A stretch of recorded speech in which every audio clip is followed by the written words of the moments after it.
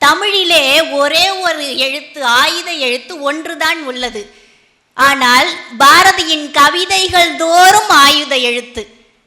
அப்படி ஒரு கனல் கவிஞன் பாரதியை ஒப்பனை இல்லாத வார்த்தைகளால் கவி பாட வருகிறார் ஒப்பனை கலைஞர், அழகு நிபுணர், கவிஞர், நமது கவிதாயினி மணிமேகலை அவர்கள். பாரதிக்கு ஒரு பாட வருகின்றார். அவரை அன்புடன் அழைக்கின்றேன். உங்களின் கரவொலியுடன் வாருங்கள் மணிமேகலை.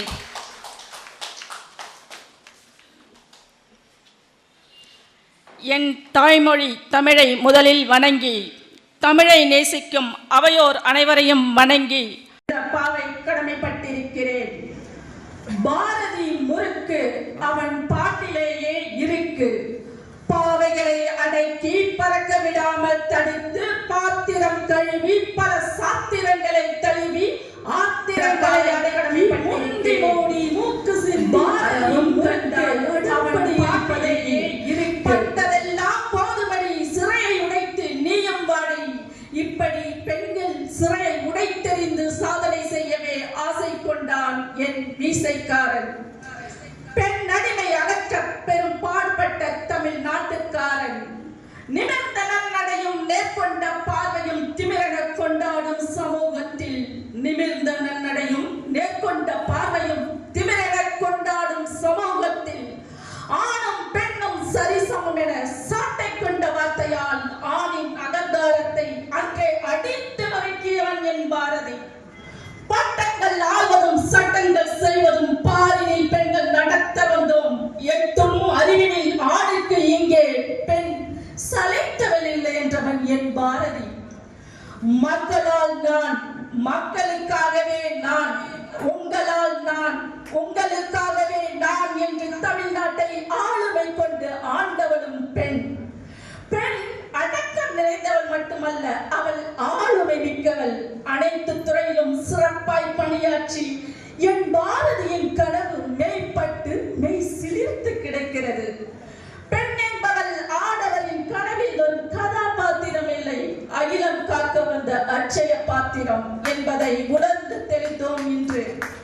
பெண்கள் என எழுத்தாணி பிடித்த என் முண்டாசு கவிஞனே, சரித்திரம் படித்தோம், சரித்திரமும் படைத்தோம்.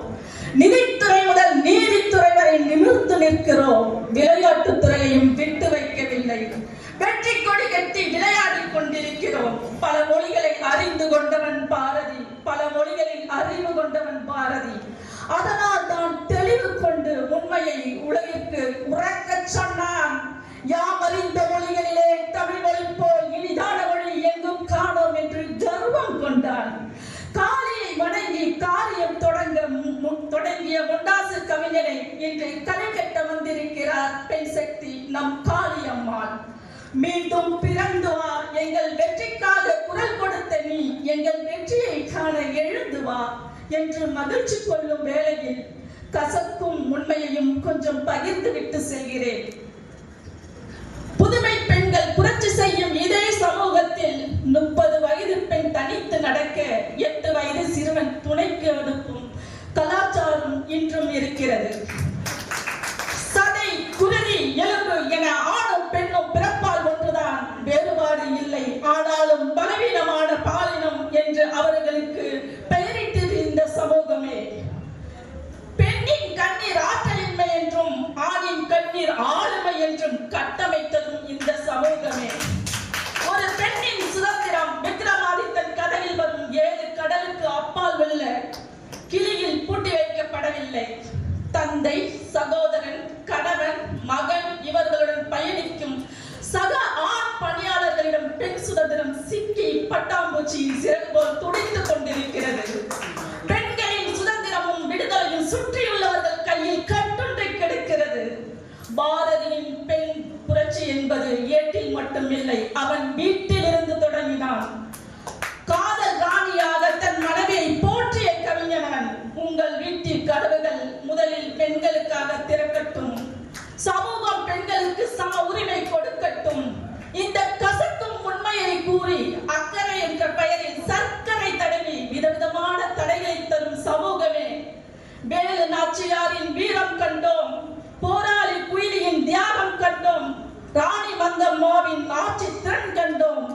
50 வருடங்களுக்கு முன்பே பல ஆளுமைகளை ஆட்டம் காண வைத்த வீரமும் விவேகமும் நிறைந்த அன்னை இந்திரா காந்தியையும் கண்டோம்.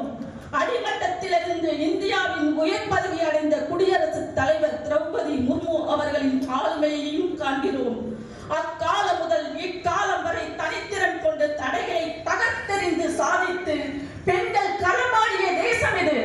தடைகளை உடைத்து பெண்கள் இலக்குகளை அடைய நீங்களும் நவீன பாரதியாக மாறி பாரதியின் கனவை நிறைவேற்றிடுங்கள். மாற்றம் ஒன்றே மாறாதது. இந்த மாற்றம் நம்மிடமிருந்தே தொடங்கட்டும். பாரதியின் பிறந்த நாளை சிறந்த நாளாக்கிய அனைவருக்கும் நன்றி கூறி வாய்ப்பளித்த நான் சார்ந்திருக்கும் மயிலாடுதுறை தமிழ்ச்சங்கத்திற்கு நன்றி பாராட்டி நன்றி வணக்கம். முகநூல்ல பார்த்தீங்கன்னா கனல் கவிஞன் பாரதின்னு சிம்பாலிக்கா படத்துக்கு பாரதின்னு எழுத மாட்டாங்க, பாரதி.